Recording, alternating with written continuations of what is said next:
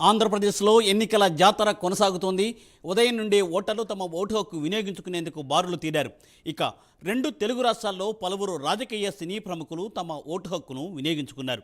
ఆంధ్రప్రదేశ్లో మధ్యాహ్నం 3 గంటల వరకు 55.49% పోలింగ్ నమోదైంది. అలాగే ఇప్పుడు రాజమండ్రిలో పోలింగ్ సరళిపై మా ప్రతినిధి అంజిబాబు తాజా సమాచారాన్ని అందిస్తారు. అంజిబాబు. గుడ్ ఈవినింగ్ మూర్తి. తూర్పుగోదావరి జిల్లా రాజమండ్రి పార్లమెంట్ సెగ్మెంట్లో ప్రస్తుతం అయితే గతంలో చూసుకుంటే కనుక 81.5% పోలింగ్ నమోదైంది. అయితే ఇంకా ఎప్పటికీ బారులు తీరి ఉన్నారు. కొన్ని చోట్ల ఈవీఎంలు స్లోగా, అంటే ఈ ఎండవేడిమికు అనుకుంటాను స్లోగా పనిచేస్తున్నాయి. దాంతో ఇంకా అంటే మధ్యాహ్నం 1 గంట నుంచి కూడా ఇదే లైన్ ఇలా కొనసాగుతూనే ఉందని చెప్పవచ్చు. ఓవరాల్గా చూస్తే కనుక ఇంకా ఓటర్లు తమ ఓటు వేసేందుకు ఇంకా క్యూ లైన్లోనే నిలబడి ఉన్నారని చెప్పవచ్చు.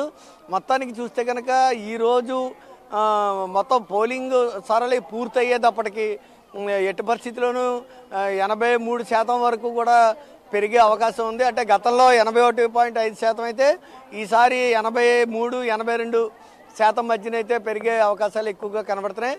మొత్తానికి ఓవరాల్గా చూస్తే కనుక కూటమి అభ్యర్థులకే ఎక్కువ విజయావకాశాలు కూడా ఉన్నట్టుగా మనం చెప్పవచ్చు. ఏంటంటే ఉదయం నుంచి కూడా ప్రతి ఒక్కళ్ళు తమ ఓటు హక్కును వినియోగించుకునేటప్పుడు బయట వచ్చి మాట్లాడుకోవడమే కానీ, మాట్లాడుకుంటున్న సంఘటనలు కానీ, అలాగే ఒకరికొకళ్ళు తాము ఎందుకు ఈ విధంగా కూటమికి మొగ్గు చూపాలి అనేది కూడా ఒకరికొకరు విశ్లేషించుకోవడం చూస్తూ ఉంటే కనుక ఖచ్చితంగా వీళ్ళకే విజయావకాశాలు ఎక్కువగా ఉన్నాయని చెప్పవచ్చు. అలాగే ఇంత శాతం, అంటే గతంలో కంటే ఓటింగ్ శాతం పెరిగింది అంటే అది ప్రభుత్వ వ్యతిరేకత మీద పెరిగిందని కూడా ముఖ్యంగా చెప్పవచ్చు.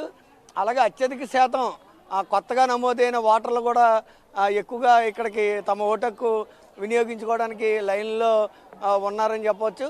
అంటే ఉదయం 7 గంటల నుంచి పోలింగ్ స్టార్ట్ అవుతున్నప్పటికీ కూడా మూర్తి 6:30 నుంచే కూడా క్యూ లైన్లన్నీ కూడా రద్దీగా మారాయని చెప్పవచ్చు.